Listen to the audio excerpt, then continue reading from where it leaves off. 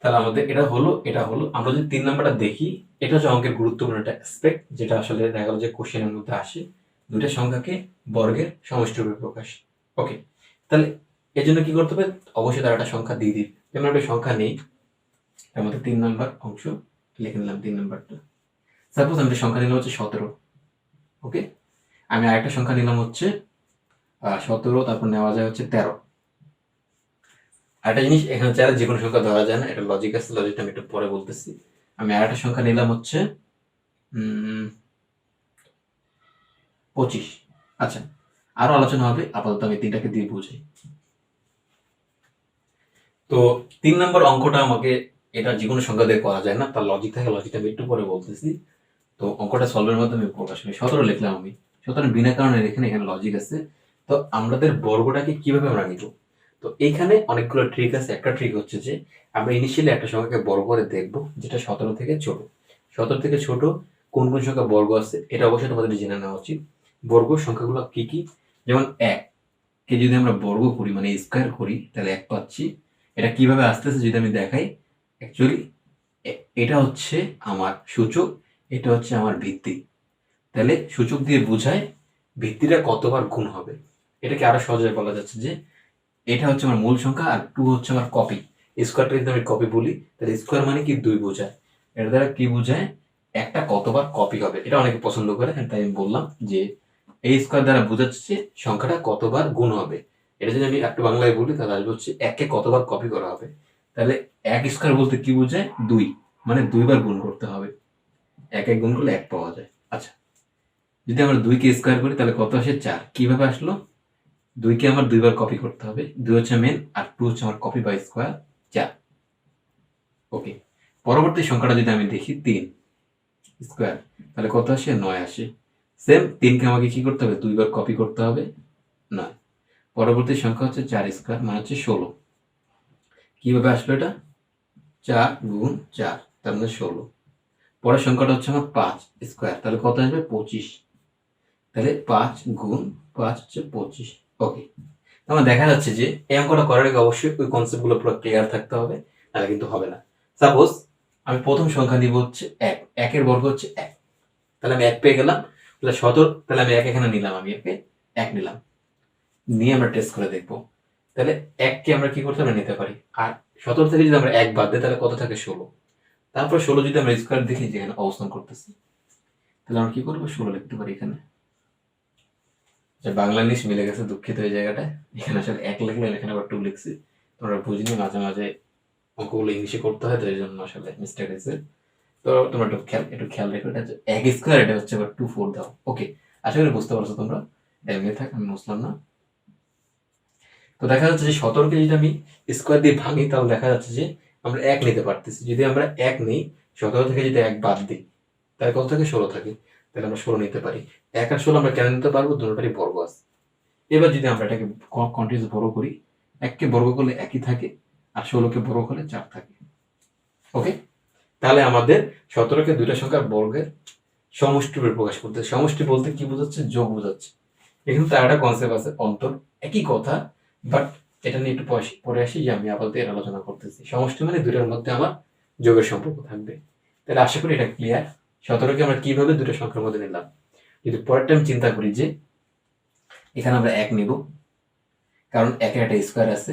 বা 13 থেকে যদি আমরা 1 বাদ দিই, কত থাকে? 12 থাকে। কিন্তু দেখা যাচ্ছে যে 12 কোনো বর্গ নেই। 12 যদি বর্গ নেই, তাহলে আমরা 1 নিতে পারবো না। একটাকে আমাকে কি করতে হবে? মুছে দিতে হবে। তারপরে কি আছে? 4 আছে। 1-এর পর কি আছে? 4 আছে। আমি 4 নিব এখানে। ওকে, আমি আবার বললাম এটা 4, কিন্তু এটা আমি ইংলিশে লিখতে ভুলে এটাকে 4 ধরে নাও, এটা কিন্তু 4 অ্যাকচুয়ালি। তাহলে 4 যদি নেই, 4-এর বর্গ আছে। এবার 13 থেকে 4 বাদ দিলে কত থাকে? 9 থাকে। 9-এর বর্গ দেখা যাচ্ছে। তার মানে আমি 4 আর যোগ 9 করবো। তো 4 হচ্ছে 2-এর বর্গ, 9 হচ্ছে 3-এর বর্গ। তাহলে এটা হয়ে গেল। পরবর্তী সংখ্যাটা যদি আমরা দেখি 25, সেম আমরা 1 নিব। তাহলে এখন যদি 25 থেকে 1 বাদ দিই, কত থাকে? 24। 24-এর কিন্তু কোনো বর্গ নেই। তো একটাকে আমরা মুছে দিব। আমি লিখতেছি আর মুছতেছি কেন? জাস্ট স্ক্রিনিং করার জন্য, বোঝানোর জন্য। এটা তোমরা যখন ধরবো, তোমরা অটোমেটিক বুঝতে পারবে কোনটা ধরা উচিত, কোনটা ধরা উচিত না। তারপরটা যদি আমি নিই 4, 4 লিখলাম এভাবে। 25 থেকে 4 বাদ দিলে কত থাকে? 21। 21-এর কোনো বর্গ নেই। তো এটাকে আমরা মুছে দিচ্ছি।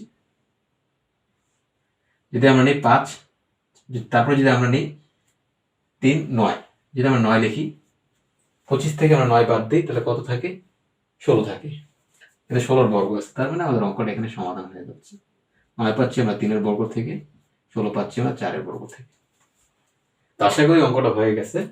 তো এটা কি আসলে বোঝার বিষয় আছে। দেখা গেল যে আমরা যে কোনো চাইলে এখানে যে সংখ্যাগুলো থাকবে অবশ্যই দুটা সংখ্যার মধ্যে আমাদের বর্গের যোগের সম্পর্ক থাকবে।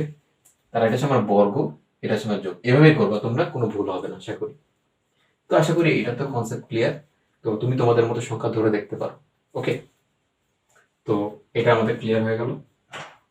আমাদের একটা সংখ্যা কি যে কোনো একটা সংখ্যা দিবে, সেটাকে দুইটা সংখ্যা বলতে এগুলাকে বোঝানো হচ্ছে, দুইটা বর্গের প্রকাশ। ওকে, পরের সংখ্যাটা যদি আমি আসি, সেম কনসেপ্ট, জাস্ট যোগের পরিবর্তে বিয়োগ হবে। এটা গুরুত্বপূর্ণ কনসেপ্ট। এগুলো 2 নম্বরের জন্য আসে, 2, 3, 4 2 নম্বরের জন্য আসে, ডাইরেক্ট আসে। তো আমি 4 নম্বরের জন্য এই অংশটাকে মুছে দিচ্ছি। 4 নম্বরটা বলা হচ্ছে যে সংখ্যাকে দুইটি বর্গের অন্তর প্রকাশ করো। অন্তর মানে হচ্ছে বিয়োগফল, সমষ্টি মানে হচ্ছে যোগফল, একই অঙ্ক। তাহলে আমি যদি অঙ্ক ধরি, আবার বলবো যে এই অঙ্কগুলো যে কোনো মান ধরা যাবে না, অবশ্যই তাদের মধ্যে বর্গের একটা সম্পর্ক থাকতে হবে। সম্পর্কটা হয় যোগের, না হয় বিয়োগের। ওকে, তাহলে আমি এটা যে সংখ্যা ধরি সেটা হচ্ছে যে 9, 5, 13। এই তিনটা সংখ্যা দিয়ে বোঝাতে আশা করি তোমরা বুঝতে পারবে। এখন এই যে এটার মধ্যে একটু ক্রিটিক্যালনেস কাজ করে, কিন্তু এটা যোগের মতো না। যোগটা যেমন সহজে একটা হিসাব করা যায়, বাট এই ক্ষেত্রে সম্ভব নয়। তাহলে 9টার সময় পার্থক্য, তাহলে পার্থক্যটা আমরা এই পাশে লিখব। ওকে, এবার আমাদের ইনিশিয়াল স্ক্রিনিং করে দেখতে হবে। তো যখন বিয়োগফল বলতেছে তখন আমাদের একটু মাথাটা খাটাতে হবে, যেমন 9টা কখন সম্ভব। তাহলে আমরা এমন সংখ্যা নিব যেটা 9 থেকে বেশি। পার্থক্য বলতে বিয়োগফল সবসময় কম থাকে। আর বিয়োগফলের ক্ষেত্রে নির্ণয়ের দুটো কনসেপ্ট থাকে। তো সেটা হচ্ছে আমার বিয়োজ্য আর বিয়োজন। এগুলো অবশ্যই মনে রাখতে হবে, এটা কমন সেন্সের একদম বিষয়। তো বিয়োজ্যটা বিয়োজন থেকে অনেক বড় হয়। যদি বিয়োজন থেকে বিয়োজনকে বাদ দিই তখন কিন্তু আমরা বিয়োগ ফল পাই। এটাকে মনে করতে হবে বিয়োগ ফল। ওকে, এখন যদি আমরা 9টা পাই, তাহলে আমাদের এমন সংখ্যা ধরতে হবে যেটার থেকে আমরা বিয়োজন থেকে বিয়োজনটা বড় হবে। তাহলে আমরা কমন অর্থে 25 ধরে নিই।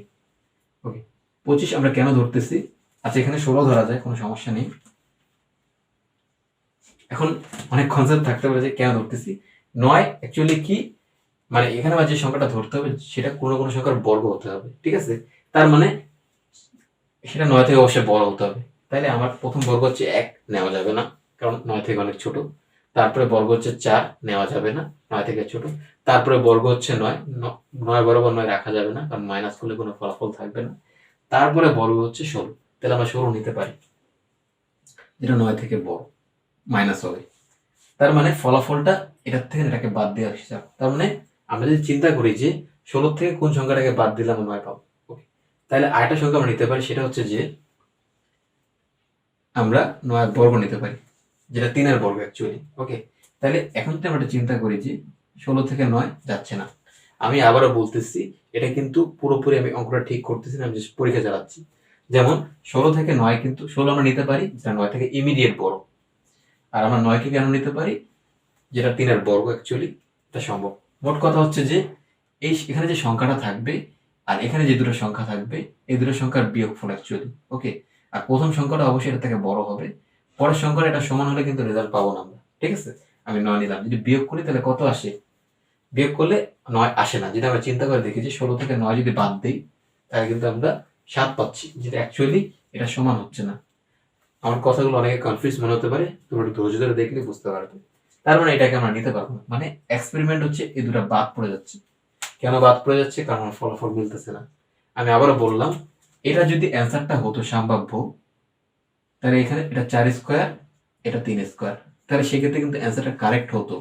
তখন যদি এটার বিয়োগফলটা আমার 9 হতো। যদি বিয়োগফল 9 না, তাহলে অ্যান্সারটা কারেক্ট না। আচ্ছা, আমি আরেকটা এক্সাম্পল দিয়ে ক্লিয়ার করি। আমি আবার 9 লিখলাম এখানে। ওকে, তাহলে আমার প্রথম যে ইনিশিয়াল যে বিয়োজ্যটা সেটা কি থাকবে? বড় থাকতে হবে। কার থেকে? 9 থেকে। তাহলে 16 যদি কাজ করে নাই, আমরা 25কে নিব। আমি আবারও বলবো যে এখানে আমাদের যাই নিব সেটা হচ্ছে পূর্ণ বর্গ সংখ্যা থাকতে হবে। ঠিক আছে, মানে 1 বর্গ হচ্ছে 1, 2 বর্গ হচ্ছে 4, 3 বর্গ হচ্ছে 9, 4 বর্গ হচ্ছে 16, 5 বর্গ হচ্ছে 25। তো দেখা যাচ্ছে যে এখানে আমি 16 নিলাম কেন? কারণ সেটা 9-এর থেকে বেশি। এখানে এমন কোনো সংখ্যা নেওয়া যাবে না যেটা 9 থেকে কম, কারণ বিয়োগ করলে অটোমেটিক কমে যাবে সংখ্যাটা। তারপর আমরা কি করলাম? 25 নিলাম। 25 কিসের বর্গ? 5-এর বর্গ, যেটা 9 থেকে অনেক বড়। তারপরে ইমিডিয়েট কি হতে পারে? 16 হতে পারে। তার মানে কি, আমরা এখানে যা নেবো তার থেকে ইমিডিয়েট 16টাকে আমরা নিতে পারবো এখানে। ঠিক আছে? এখন যদি আমরা চিন্তা করি, আমরা 9 পাচ্ছি। ওকে, 9 পাচ্ছি। 25 থেকে 9 পাওয়া যাচ্ছে। এখন এটাকে যদি আমরা চিন্তা করি যে 5 স্কোয়ার 4 স্কোয়ার করা সম্ভব, তাহলে 5 স্কোয়ার 4 স্কোয়ার করলে যেটা কি হবে, যদি আমরা বিয়োগ করি তাহলে ফলাফল আমরা 9 পাচ্ছি। এটাই উত্তর। তো দেখা গেল যে এইখানে জাস্ট আমি এক্সপেরিমেন্ট করার জন্য করলাম। হয়তো আমার কথা অনেকে বুঝতে কষ্ট হচ্ছে, কোনো সমস্যা নেই, ধৈর্য ধরে এটা ঠিক হয়ে যাবে। তাহলে এটা হচ্ছে আমার উত্তর অ্যাকচুয়ালি। এগুলো পরীক্ষা নিরীক্ষা করে আমাকে দেখতে হবে যে অ্যাকচুয়ালি ঠিক কিনা। তাহলে এটাকে যদি আমি লিখি, অ্যাকচুয়ালি উত্তর হবে এটা। এটাকে একটু পরিষ্কার করে লেখা যায়, সেটা হচ্ছে কি 25 মাইনাস 9। 25 মাইনাস 16। তো 25 থেকে 16 চলে গেলে থাকবে হচ্ছে 9। 25-কে 5-এর স্কোয়ার করা হয় আর 16-কে 4-এর স্কোয়ার করা হয়। That is answer. এবার আমি দ্রুত করি, যদি 5 চিন্তা করি আমরা, তাহলে এখানে প্রথম যেটা আসবে আর পরবর্তী সংখ্যা আসবে, তাতে আমাদের রিলেশন থাকবে। কি হতে পারে? 5 থেকে, যেমন 5 আমরা যদি সংখ্যা চিন্তা করি, 1-এর বর্গ হলে 5 থেকে ছোট হবে, বাদ। 2-এর বর্গ 4, 5 থেকে ছোট, বাদ। 3-এর বর্গ 5 থেকে বড় আমরা নিতে পারবো, তাহলে 9। 9 থেকে আমরা কত বাদ দিলে 5 পাবো? 4 বাদ দিলে। এটা হতে পারে সম্ভাব্য। 9-এর বর্গ হচ্ছে 3 স্কোয়ার মাইনাস 4-এর বর্গ হচ্ছে 2 স্কোয়ার। এটা দ্যাট ইজ অ্যান্সার। তাহলে আমরা কি লিখতে পারি? 9 মাইনাস 4, যেটাকে আমরা যদি করি 3 স্কোয়ার 2 স্কোয়ার আসে। এটা কিন্তু সহজ একটা অঙ্ক ছিল। পরেরটা যদি আমি চিন্তা করি 13, সেম কনসেপ্ট আসবে আমার। সেটা হচ্ছে যে আমি এটা এখানে লিখি 13। তাহলে এখানে প্রথম যেটা আসবে সেটা অবশ্যই 13 থেকে বড় হতে হবে, তাও পূর্ণ বর্গ সংখ্যা। তাহলে আমরা 1 নিতে পারবো না, কারণ 1 13 থেকে ছোট। 4 নিতে পারবো না, 2-এর বর্গ 13 থেকে ছোট। 9 নিতে পারবো না, 13 থেকে ছোট। আমরা তারপর কত? 16 নিতে পারবো। 16 হচ্ছে অ্যাকচুয়ালি কি আমার 13 থেকে বড়। তাহলে 16 নিব। কত বিয়োগ দিব আমরা এখানে? যেমন একটা পূর্ণবর্গ আছে 1, পরের পূর্ণবর্গ আছে 4। 16 থেকে 1 গেলে 13 হয় না। তারপর যদি আমরা 4 নিই, 16 থেকে 4 বাদ দিলে তো 12 হয়। তাহলে অ্যান্সারটা ভুল, আমরা 16 নিতে পারবো না। আমরা তারপরটা যদি চিন্তা করি 25 থেকে যদি আমরা চিন্তা করি যে 1 বাদ দিই, পূর্ণবর্গ সংখ্যা 24 হচ্ছে বাদ। যদি আমরা 4 নিই, 21 হচ্ছে বাদ। তারপর যদি আমরা নিই হচ্ছে 9, 25 থেকে 9 গেলে কত থাকে? তাহলে 25 থেকে 9 গেলে কিন্তু 16 থাকে। এটা কিন্তু হচ্ছে না। তারপর 25 থেকে 25 বাদ দেওয়া সম্ভব না। এটা আমাদের অ্যান্সার কিন্তু রং। তারপরেরটা কি হতে পারে? 36, 36 থেকে এখন আমরা যদি চিন্তা করে দেখি যে 1 বাদ দিই, এটা 36 হচ্ছে অ্যাকচুয়ালি 6-এর বর্গ। আর 1 হচ্ছে এক নিজে একটা সংখ্যা, নিজে বর্গ। 36 থেকে 1 বাদ দিলে আসে 35, যেটা 13 ম্যাচ করতেছে না। 36 থেকে যদি আমরা 4 বাদ দিই, সে 32, 13-কে ম্যাচ করতেছে না। 36 থেকে যদি আমরা 9-কে ম্যাচ করি, তাহলে আস্তে আস্তে কত? 27, যেটা হচ্ছে না। 36 থেকে যদি আমরা 16-কে বাদ দিই, থাকে হচ্ছে 20, সেটা হচ্ছে না। 36 থেকে যদি আমরা 25 বাদ দিই, তাও কিন্তু হচ্ছে না। 36 থেকে 25 বাদ দিলে কিন্তু 11 থাকে। তাহলে আমরা 36 থেকে 36-কেও নিতে পারবো না। এটাকে আমরা মুছে দিচ্ছি। তারপরে যদি আমরা নিতে পারি যে 49, এভাবে আমাকে ম্যাপিং করে করে যেতে হবে। আমি উত্তরগুলো জানি, জাস্ট তোমাদের শেখানোর জন্য বলতেছি। তো তারপর আছে 36-এর পর 39। 39 থেকে যদি আমি 1 বাদ দিই, 1 মানে নিজে একটা বড় সংখ্যা। 48, যেটা 13 হচ্ছে না। যদি আমি 4 ধরি, 49 থেকে 4 বাদ দিলে থাকে হচ্ছে 45, এটা হচ্ছে না। তারপর যদি আমি 9 ধরি, 3-এর বর্গ, 49 থেকে 9 বাদ দিলে থাকে হচ্ছে 40, যেটা এটা সমান হচ্ছে না। 49-এর পর তারপরে যেটা আছে 16 বাদ দিলে তাহলে থাকে কত? 3 33, যেটা হচ্ছে না।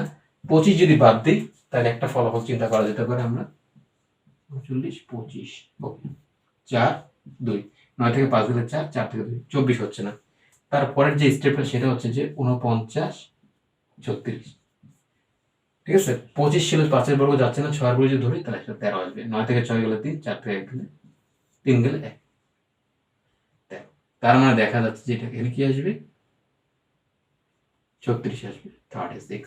এখন যদি আমরা বর্গ করি তাহলে এরকম হবে একটা। তো অঙ্কগুলো দেখা যাচ্ছে যে একটু ক্রিটিক্যাল মনে হচ্ছে, বাট অ্যাকচুয়ালি এগুলো যদি করার অভ্যাস রাখো ঠিক হয়ে যাবে। তবে এভাবে আমি কেন শেখাচ্ছি, কারণ দেখা গেল যে এটা আসলে মুখস্থ হলে তেমন একটা লাভ নেই, কারণ পরের সংখ্যাগুলো আরো অনেক বড় বড় থাকবে। তোমাকে এভাবে ক্রস ম্যাচ করতে হবে। জাস্ট আমি বোঝানোর জন্য আমি ধরে ধরে করালাম, তোমরা এটাকে ফলো করবা, আশা করি কোনো ভুল হবে না। এই অঙ্কটা আশা করি বুঝতে অনেক, আসলে দেখা গেলো যে অনেকের সমস্যা হতে পারে, অনেকে বুঝতে না পারে, তোমরা একটু ভালো মতো রিভিউ করবা, তাহলে বুঝতে পারবে। যদি বিহেভিয়ার কনসেপ্ট যোগের মতো যাবে না, বাট এটা আমাদের শিখতে হবে, কারণ অঙ্কের একটা গুরুত্বপূর্ণ রিকোয়ারমেন্ট। তোমরা কাছে চেয়ে বসবে, তোমরা এটাকে শিখবে ভালো মতো, দেখবে যে বুঝলে ভালো লাগতেছে। তো আশা করি এই জায়গাটা সমস্যা থাকতে পারে, আশা করি না, অ্যাকচুয়ালি এটা খুব খারাপ দেখা যাচ্ছে। এটা এটা ভালো মতো রিভিউ করলে আশা করি সমস্যা থাকবে না। কয়েকবার তোমরা এটাকে দেখবা, কোনো প্রবলেম থাকবে না। এক্সপেরিমেন্ট করবা, এক্সপেরিমেন্ট যখন তুমি অটোমেটিক ধরে ফেলবো তখন দেখবে তোমার ভালো লাগতেছে। ওকে, তাহলে আমি 4 নম্বরটা ক্লোজ করতেছি। আমি আবার রিভিউ করবো, চিন্তার কোনো বিষয় নেই। আমি 5 আসতেছি ম্যাজিক বর্গ, এটাকে আমি মুছে দিচ্ছি। ওকে, এই অঙ্কের পরবর্তী কনসেপ্ট হচ্ছে ম্যাজিক বর্গ। ম্যাজিক বর্গ হচ্ছে মানে এটা অদ্ভুত একটা অঙ্ক, যেটা গেলো যে কোনো জায়গা থেকে অঙ্ক করলে আমাদের রেজাল্টগুলো সেম আসবে। তো এটা আসলে আমি ডেমো আকারে দেখাই, তাহলে তোমাদের কনসেপ্ট ক্লিয়ার হবে। আমি এখানে লিখলাম হচ্ছে 2, এখানে 4, এখানে লিখলাম হচ্ছে 6, এখানে লিখলাম হচ্ছে 8, মাঝখানে হচ্ছে 5। এগুলো কেন লিখলাম একটু পরে আসি।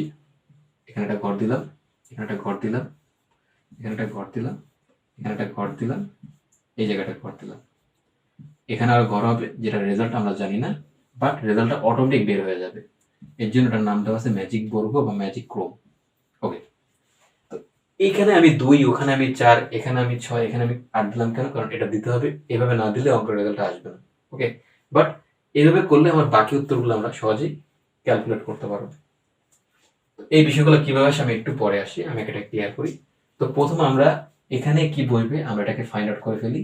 তাহলে আমাদের অলরেডি দুটো ভ্যালু এখানে দেওয়া আছে, সেটা হচ্ছে এভাবে যদি আমরা ম্যাপিং করি 2, 5 আর 8, 2 যোগ 5 যোগ 8, যদি আমি হিসাব করি 2 আর 5 7 আর 8 হচ্ছে 15।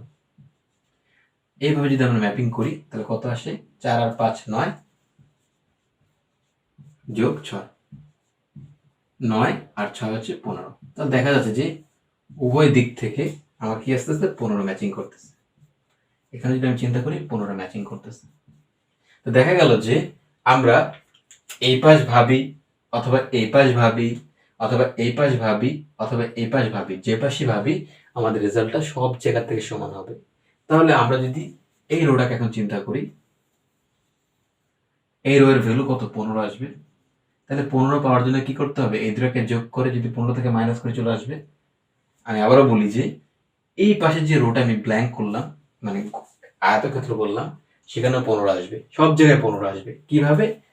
অটোমেটিক ম্যাচ করবে, এই জন্য এটাকে ম্যাজিক ক্রোম বলা হচ্ছে। তাহলে এই পাশে সবগুলোর ভ্যালু 15, তাহলে এখানে সবগুলোর ভ্যালু 15 পাওয়ার জন্য এখানে কত হবে? যদি আমরা 2 আর 4 যোগ করে 15 থেকে বাদ দিই, তাহলে আমরা কত পাবো? 2 আর 4 6, 6 যদি 15 থেকে বাদ দিই তাহলে আসে কত? 9 আসে। এখানে আমার 9 হবে অটোমেটিক, কিন্তু আমি বলতে পারতেছি। আবার যদি আমরা এই বরাবর চিন্তা করি, এটারও কিন্তু আমার 15 রেজাল্ট। দেখা যাচ্ছে যে এখানে যদি আমি 15 আনতে চাই, মানে এটা ফলাফল 15 আনতে চাই, তাহলে এই দুটাকে যোগ করে এটা থেকে বাদ দিব আমরা। তাহলে 2 আর 6 যোগ করলে কত আসে? 8। আর যদি 15 থেকে বাদ দিই থাকে হচ্ছে 7। এগুলো এমসিকিউর জন্য খুবই গুরুত্বপূর্ণ, তাই আমি এটাকে বলতেছি। অনুরূপভাবে এখানে আমার 15 আসবে। কি করব আমরা? 6 আর 8 যোগ করলে কত আসে? 14, 14 আর 1 যোগ করলে কিন্তু 15 হয়। সেম আমার এই ফলাফলটা আসে। তাহলে কত? 8 আর 4 12, 15 থেকে 12 বাদ দিলে 3, তার মানে এখানে 3 দিই, তাহলে আমাদের অটোমেটিক কিন্তু সব ফলাফলগুলো বের হয়ে যাবে। এর জন্য এটাকে বলা হচ্ছে ম্যাজিক ক্রোম। এখানে একটা জিনিস খেয়াল রাখতে হবে যে 2, 4, 6, 8 আর মাঝখানে 5 থাকবে। এটাকে কিছু করা যাবে না, এটাকে করলে ম্যাজিক ক্রোমটা পাওয়া যাবে না। ম্যাজিক ক্রোমের ক্ষেত্রে কয়েকটা এমসিকিউ আসে, সেটা হচ্ছে যে মাঝখানে কোন সংখ্যাটা বসে 3 ক্রোমের ক্ষেত্রে। তো এখানে আমি ক্রোমগুলোকে এখন আলোচনা করিনি। ক্রোমটা কি? 1 2 3, এ পাশ থেকে 3টা, 1 2 3, এই পাশ থেকেও 3টা, 2 3, এই পাশ থেকেও 3টা। তার মানে সব পাশ থেকে যদি আমি হিসাব করি তাহলে 3 3ই আসবে। তাহলে 3 ক্রমের ম্যাজিক বর্গ সংখ্যা সর্বোচ্চ কত? 15। 3 ক্রমেরটা কত আসে? 15 আসে। তো কিভাবে 15 আসছে এটাকে আমরা এভাবে না দিয়ে সূত্র দিয়ে প্রমাণ করতে পারবো। আপাতত সূত্রটা আমি যাচ্ছি না, একটু পরে আসি। এখানে যে কনসেপ্টটা আশা করি ক্লিয়ার হয়ে গেছে। ম্যাজিক বর্গ যদি আমরা করি, সব ক্ষেত্রে আমাদের ফলাফল 3টা করলে 15ই আসবে, আর বেশি আসা সম্ভব না। কেন সম্ভব না? কারণ সূত্রের মধ্যে এর বেশি আসার কোনো সাপোর্টিভ নাই। ওকে, আশা করি এটা বোঝা গেছে, এখানে কোনো সমস্যা নেই। আমাদের এতই মনে রাখতে হবে 2 4 6 8কে সাজাবো, মাঝখানে 5 দিব, অ্যাঙ্গেল হিসাব করলে আমাদের ভ্যালুগুলো চলে আসবে। ওকে, এমন হতে পারে যে 2 4 এখানে না লিখে 2 4 এখানে লেখা যায়, সেক্ষেত্রে 6 8 এখানে লিখতে হবে। তাহলে 2 আর 4 এখানে লিখলে 6 8 এখানে লিখতে হবে। মানে উপরের দুটো যদি উপরে থাকে, নিচের দুটো নিচে রাখতে হবে। যদি নিচের দুটোকে আমরা উপরে নিই, উপর দুটোকে আমরা নিচে নিলে ফলাফল চলে আসবে। আচ্ছা, এখন আমি দেখবো সূত্রের সাহায্যে আমরা কিভাবে বার করব, কারণ এটা ডাইরেক্ট এমসিকিউর মধ্যে আসে। অনেকে আসলে দেখা গেল যে প্রবলেম আসে, মুখস্থ করে রাখে অ্যাকচুয়ালি এটাকে, যেটা একবারে ঠিক না। এটা সূত্র আছে একটা। তো এখন ম্যাজিক ক্রোম আমার 3 4 আর 5 সংখ্যা দিয়ে দেখবো কিভাবে ভ্যালুটা আসে। তো 3টাকে আমি বললাম, এবার সূত্র দিয়ে বলবো 3 ক্রোমের ম্যাজিক বর্গ। এটা সূত্রটা কি? এটা সূত্র হচ্ছে এরকম যে n into n square plus 1 মানে 1 ডিভাইডেড বাই 2। এটা কেন হচ্ছে সূত্রে অনেক ক্ষেত্রে দেখা গেল যে মানে যদি আমি বলি, এটা আসলে অনেক ক্ষেত্রে প্রবলেম হবে। আশা করি এটা না চিন্তা করে মুখস্থ করে নেওয়াটা ভালো। এই রিলেটেড অঙ্কগুলো তোমরা ক্লাস 9-এ সম্বন্ধ ধারণা নামক একটা চ্যাপ্টার আছে বা গুণিত দ্বারা, সেখানে অনেক বিস্তারিত আলোচনা আছে। আপাতত সেখানে আমি গেলাম না, কারণ এই অঙ্কের ক্ষেত্রে এমসিকিউ আকারে একটা ফলাফল চাই, সেটা শেখার জন্য। 3 ক্রমেটা যদি আমরা দেখি, n এর জায়গায় 3কে আমরা রিপ্লেস করে দিব। n স্কোয়ার বলতে 3 স্কোয়ার যোগ 1 ডিভাইডেড বাই 2। এবার যদি আমরা চিন্তা করি যে 3 3 3 9 যোগ 1 ডিভাইডেড বাই 2। এখন যদি চিন্তা করি যে 3 ব্র্যাকেট বলতে গুণ বোঝায়, 9 1 10 ডিভাইডেড বাই 2। 2 দিয়ে 10কে কাটি 5 থাকে, 3 5 15। তাহলে দেখা যাচ্ছে 3 ক্রমেটা 15 আসতেছে। যদি আমরা 3টা না করে যদি 4টা করি,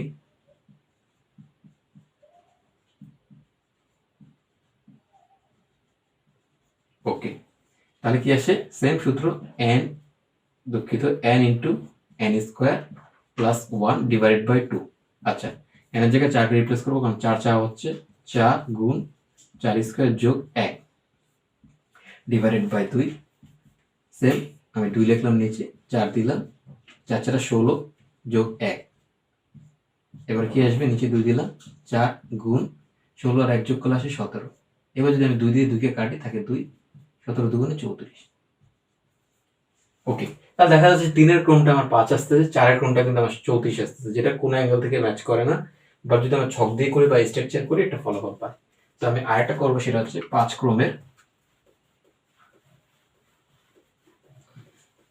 অর্থাৎ 5 ক্রমেরটা যদি আমরা করি,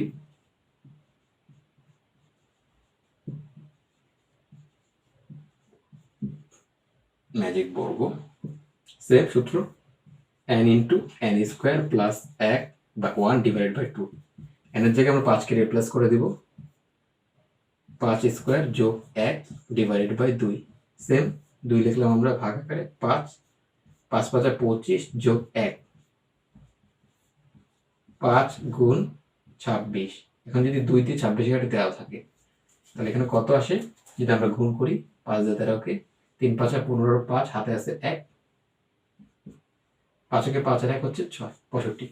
তাহলে দেখা যাচ্ছে যে আর ম্যাজিক ক্রমের ক্ষেত্রে 3-এর ক্ষেত্রে আসে হচ্ছে 15, 4-এর ক্ষেত্রে আসে 34, 5-এর ক্ষেত্রে কিন্তু 65 আসে, যেটা আমরা অঙ্ক করলে বুঝতে পারবো।